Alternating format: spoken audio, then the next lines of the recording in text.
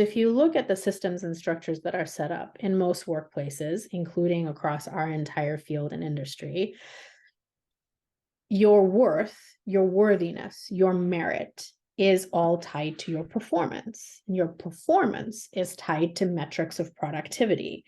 And those metrics tend to be decided usually by people even outside of yourself.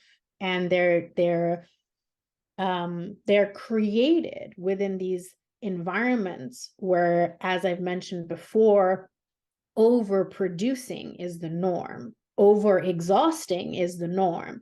This idea of you need to be doing more in order to be successful, or that somehow by doing more that equals better, which we know isn't true. But if you look at the entire system of like rewards in the workplace, they are in fact tied. They tie your worthiness to be rewarded either in your job title or your recognition across the organization or company, or your compensation, to this idea of like, were you productive enough or not? And were you productive according to someone else's scale and measure of productivity?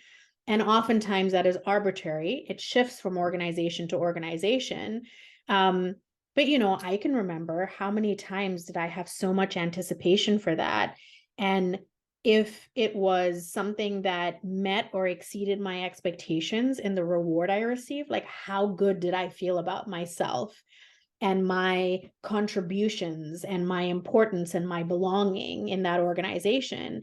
And if it didn't, or if I got constructive feedback that you know, influenced that outcome, how did that feel? That felt a lot lower vibe. That didn't leave me feeling as good. That made me feel like I had let my team down, that I wasn't good enough, that I wasn't as good as everybody else. And so, you know, it's interesting because when we're trying to detangle the sense of worth from productivity, then we have to start talking about actually changing systems of rewards and acknowledgments, you know, across entire sectors and industries.